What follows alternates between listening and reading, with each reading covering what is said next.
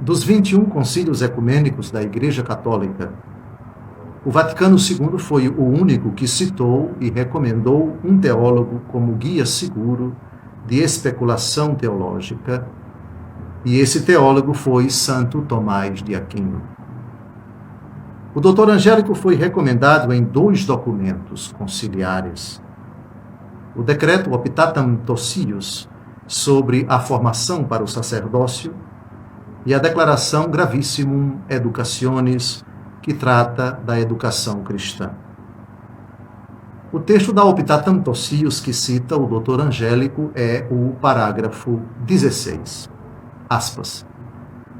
A teologia dogmática ordene-se de tal forma que os temas bíblicos se proponham em primeiro lugar. Exponha-se aos alunos o contributo dos padres da Igreja Oriental e Ocidental para a interpretação e transmissão fiel de cada uma das verdades da revelação, bem como a história posterior do dogma, tendo em conta a sua relação com a história geral da Igreja.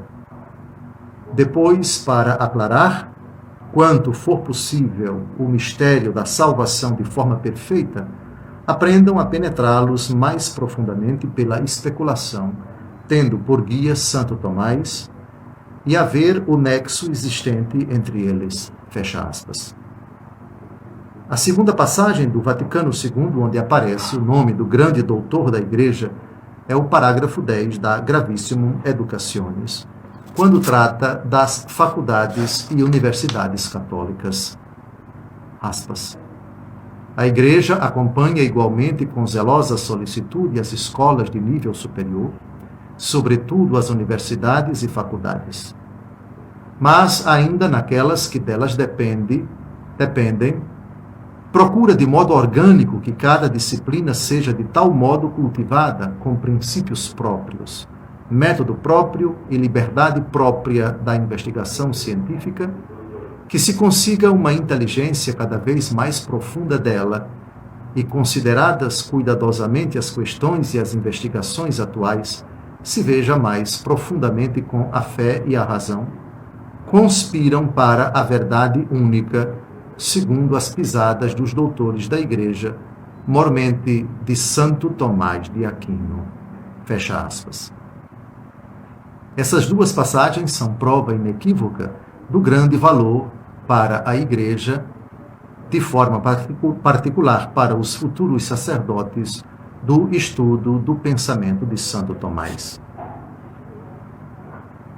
São João Paulo II, no número 42 da Exortação Apostólica Pastore Dabo Vobis, de 25 de março de 1992, aponta 4 dimensões da formação dos sacerdotes nas circunstâncias atuais: formação humana, intelectual, espiritual e pastoral.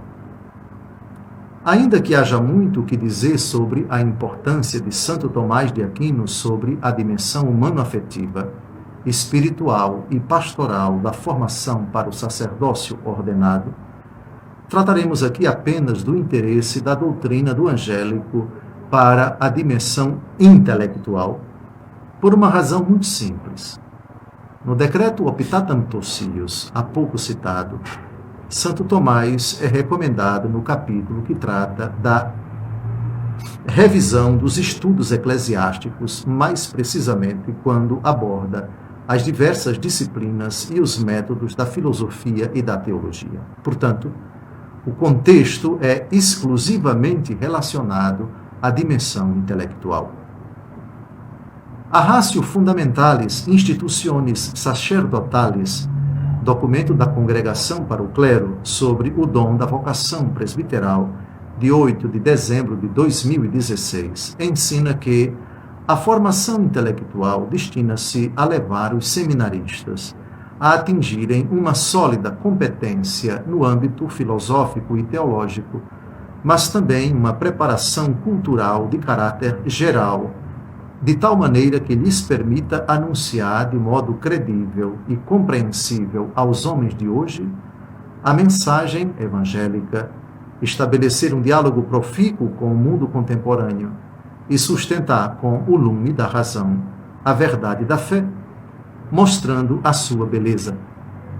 Por isso, com diligente cuidado, os candidatos ao presbiterato deverão preparar-se através do aprofundamento das ciências filosóficas e teológicas e com uma boa introdução ao direito canônico e às ciências sociais e históricas, a dar razão da esperança, a fim de favorecer o conhecimento da revelação de Deus e de levar todas as nações à obediência da fé. Por sua vez, o Concílio Vaticano II, no parágrafo 44 da Gaudium et Spes, afirma que o conhecimento filosófico e teológico serve para, aspas, ouvir, discernir e interpretar as várias linguagens do nosso tempo e julgá-las à luz da palavra de Deus, de modo que a verdade revelada possa ser cada vez mais intimamente percebida, melhor compreendida e apresentada de modo conveniente. Fecha aspas. A formação intelectual é parte da formação integral do presbítero, o que quer dizer que ela está a serviço do seu ministério pastoral e incide também sobre a formação humana e espiritual que retiram dela um profícuo alimento. Isto significa, continua a Ratio Fundamentalis, que o desenvolvimento de todas as faculdades e dimensões da pessoa, incluindo aquela racional, com o vasto campo dos conhecimentos adquiridos, contribui para o crescimento do presbítero, servo e testemunha da palavra na igreja e no mundo. Longe de ser relegada somente para o campo do conhecimento ou de ser entendida apenas como instrumento para receber mais informações sobre cada uma das disciplinas, a formação intelectual acompanha os presbíteros a fim de que os mesmos se disponham a escutar com profundidade a palavra, mas também a própria comunidade eclesial, para assim aprenderem a perscrutar os sinais dos tempos. O estudo aprofundado e orgânico da filosofia e da teologia é o instrumento mais adequado para se fazer própria uma forma de pensar que permite fazer face às perguntas e aos desafios que se apresentam no exercício do ministério, interpretando-os numa ótica de fé. Por um lado, é necessário não descuidar a sólida e adequada qualidade na formação intelectual. Por outro, deve-se recordar que o cumprimento das obrigações relativas ao estudo não pode ser o único critério para determinar a duração do processo formativo do candidato ao sacerdócio, pelo fato de que o estudo, mesmo sendo importante e não sendo sequer secundário, representa ainda assim um aspecto somente da formação integral com vista ao presbiterato.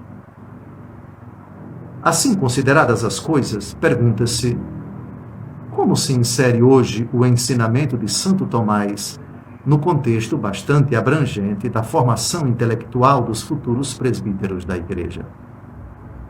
O primeiro aceno de resposta a essa pergunta vem da Conferência Nacional dos Bispos do Brasil, que no parágrafo 282 de sua Ratio Fundamentalis, conhecida como Documento 110, de abril de 2018, afirma, aspas, a formação filosófica que se insere na etapa do discipulado é um dos elementos constitutivos da formação presbiteral, quer para a adequada interpretação do ser humano e do mundo, da história e da sociedade, do pensamento humano e das correntes culturais e religiosas do nosso tempo, quer como suporte para o diálogo com o mundo contemporâneo, quer para a descoberta da dimensão transcendente da existência.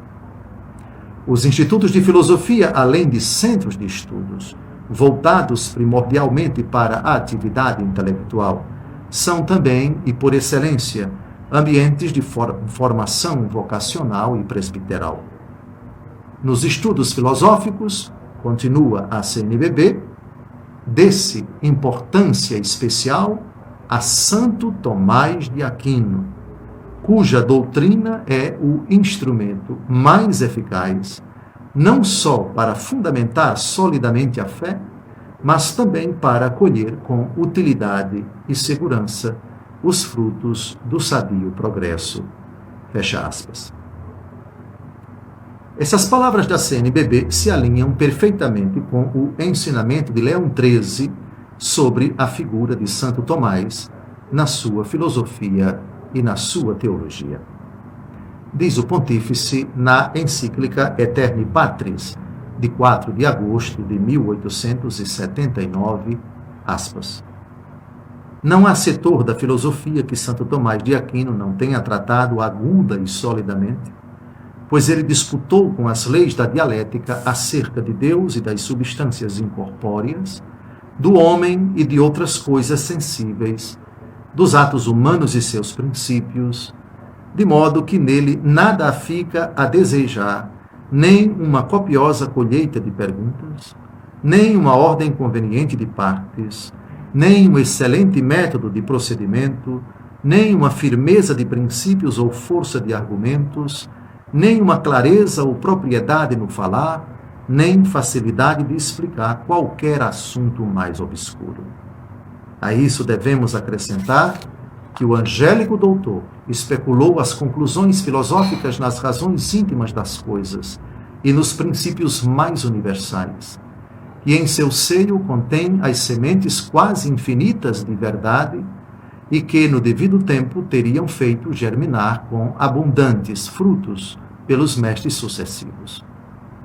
Tendo usado esta forma de filosofar também para refutar erros, ele conseguiu por si mesmo erradicar todos os erros dos tempos passados e forneceu armas muito poderosas para derrotar aqueles que, com alternância perpétua, viriam a surgir depois dele. Além disso, ele distinguiu cuidadosamente, como é apropriado, razão de fé. Mas, ao unir um e outro em um consórcio amigável, ele manteve os direitos e a dignidade de ambos intactos, de modo que a razão, levada ao auge de sua grandeza nas asas de Santo Tomás, inquieta-se para subir mais alto. E a fé dificilmente pode prometer a si mesma uma ajuda maior e mais poderosa da razão do que já obteve graças a Santo Tomás. Fecha aspas.